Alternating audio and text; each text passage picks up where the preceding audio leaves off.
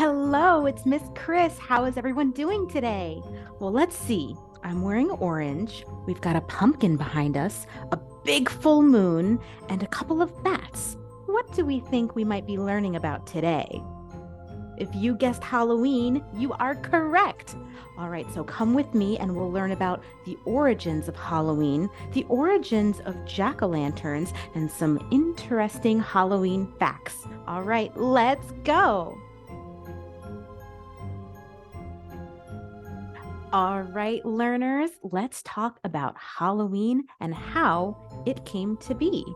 We know that we wear some costumes, we maybe have some parties, we go door to door and say trick or treat, we get some delicious candy, but how did this holiday come to be?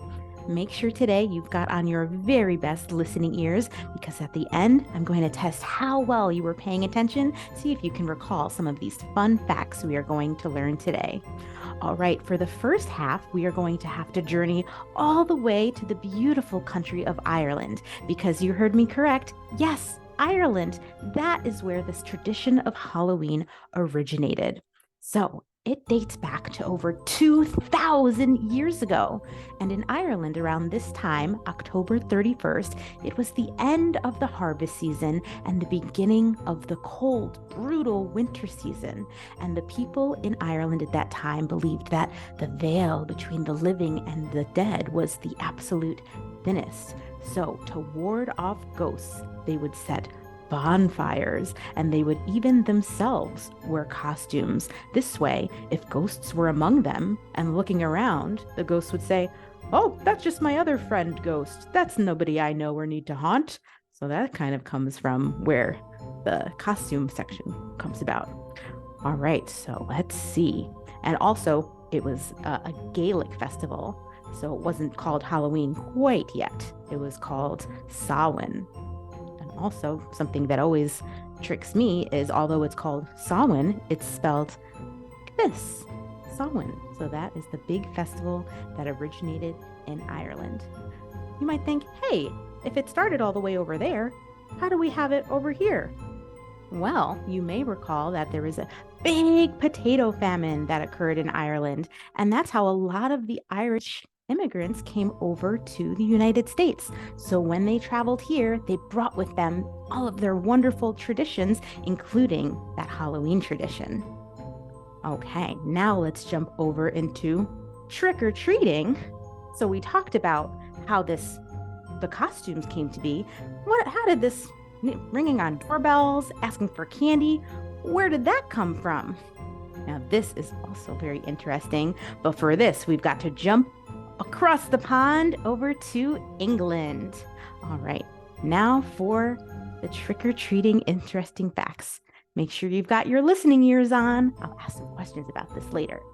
So trick-or-treating dates back to All Souls Day parade in England when poor citizens would go door to door asking wealthier people for food. They would beg them, say, "Please, please, can you give us something to eat?" And the wealthier people would say, "Okay, we're going to give you something, but in exchange, you have to promise to pay or pray for the souls of our dead relatives."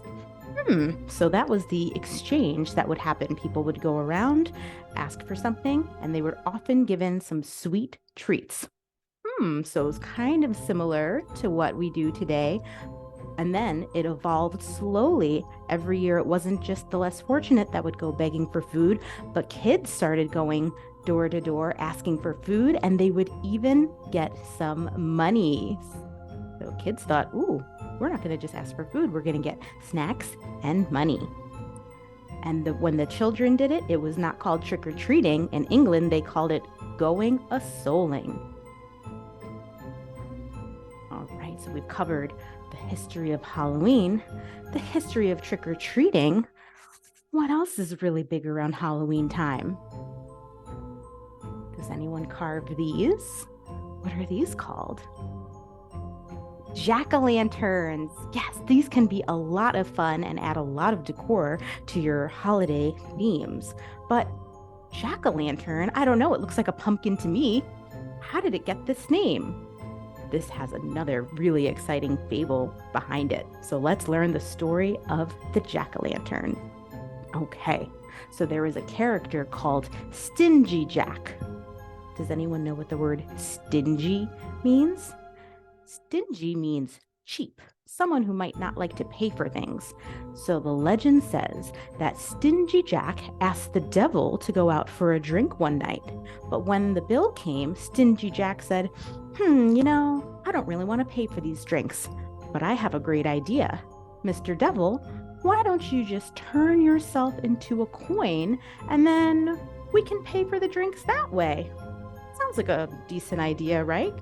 But sneaky Jack convinced the devil to turn himself into a coin, and then instead of paying for the drink with that coin, he put the coin in his pocket and trapped the devil. What a sneaky little fellow.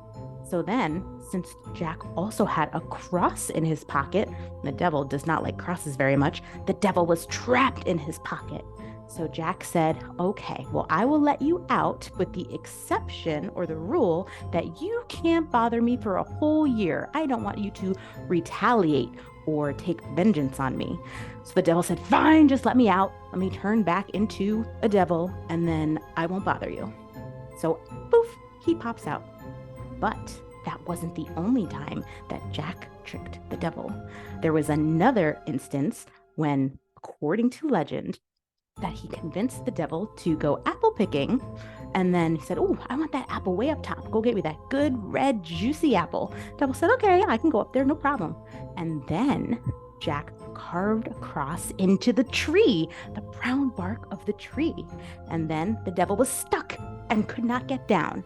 And Jack said, okay, I'll let you down, but you have to promise not to bother me for 10 years and you can never claim my soul. Devil said, fine, I will, just let me down.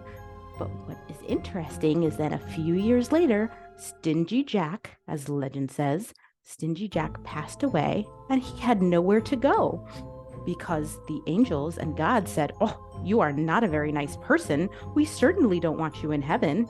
And the devil said, hey, you told me I can't claim your soul, so can't come to me.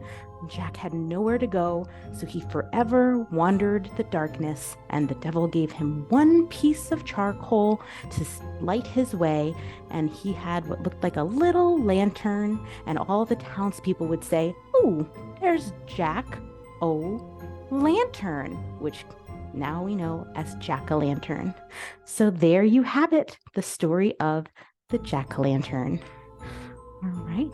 We have covered all of our Halloween mysteries today. I hope you enjoyed our facts. Why don't we take a short brain break, dance break, come back in a few minutes, and we'll test your listening with a few fun questions.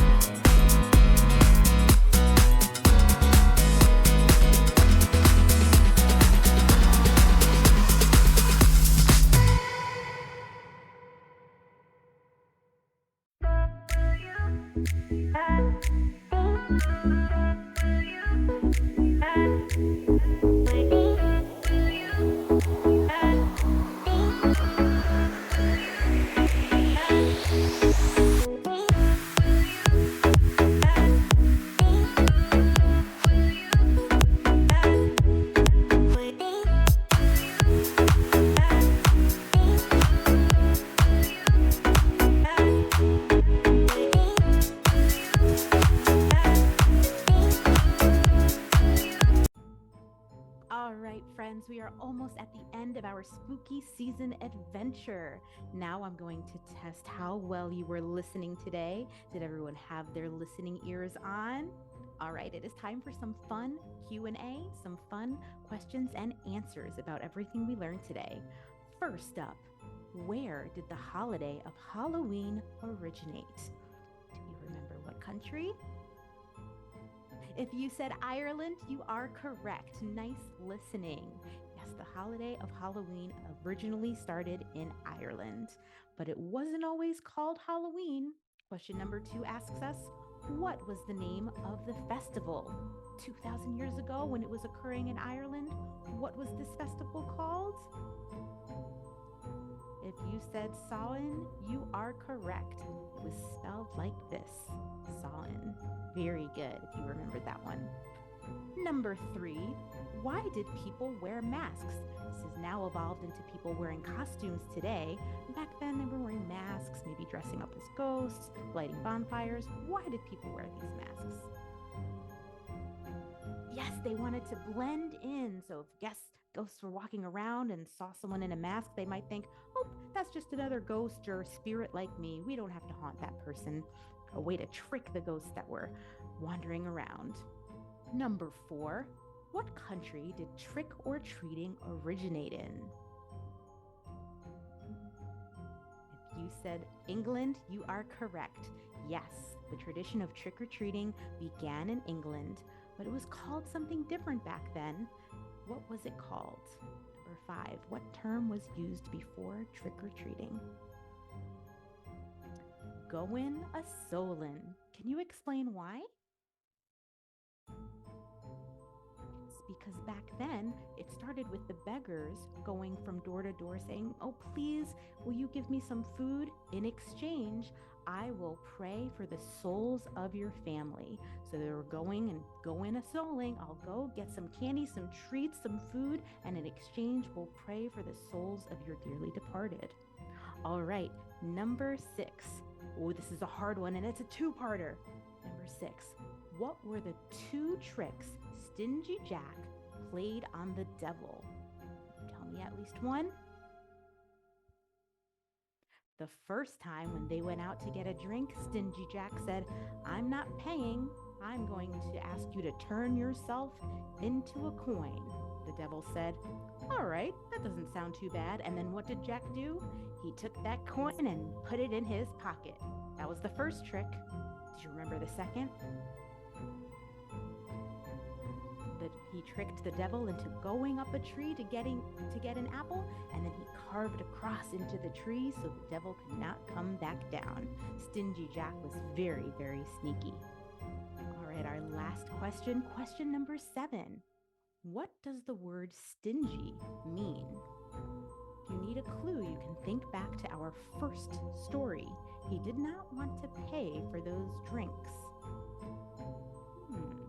So stingy might mean not wanting to spend any money or being cheap. So Stingy Jack was cheap. Stingy is another word for cheap. All right, friends, thank you so much for joining me today. I hope you had a great time during this special spooky season adventure, and that you'll come back and learn some more again with me soon. Bye-bye.